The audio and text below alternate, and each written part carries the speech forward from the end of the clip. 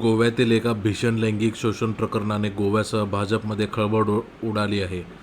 दक्षिण गोव्यातील कुडचडे भागात एका भाजप नगरसेवकाच्या 20 वर्षीय मुलाने तब्बल 30 अल्पवयीन मुलींना आपल्या जाळ्यात ओढून त्यांचे लैंगिक शोषण केल्याचा आरोप होत आहे.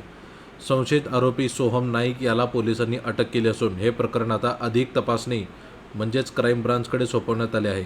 30 पैकी 4 मुलींची ओळख पटवण्यात पोलिसांना यश आलेले आहे. सोहम नाईक याने अनेक अल्पवयीन मुलींशी मैत्री करून त्यांना लग्नाचे आमिष दाखवले आणि त्यांच्यावर अत्याचार केले. धक्कादायक बाब म्हणजे त्याने त्या अत्याचाराचे व्हिडिओ चित्रीकरण करून ते आपल्या मित्रांमध्ये व्हायरल केले. सोशल मीडियाच्या माध्यमातून अश्लील फोटो पाठवून तो मुलींना धमकावत असल्याचेही समोर आले आहे. या प्रकरणाचे गांभीर्य ओळखून मुख्यमंत्री प्रमोद सावंत यांनी याचा तपास तातडीने गुन्हे शाखेकडे वर्ग करण्याचे आदेश दिले आहेत. बाल हक्क आयोगानेही या प्रकरणाची स्वतःहून दखल घेतलेली आहे. या प्रकरणात सोहम नाईकचे वडील भाजपचे नगरसेवक असल्याने पोलिसांवर दबाव येऊ नये अशी मागणी सामाजिक कार्यकर्त्यांकडून केली जात आहे. काँग्रेस आणि गोवा फॉरवर्डने मोर्चा काढत पीडितांना न्याय देण्याची मागणी लावून धरली आहे.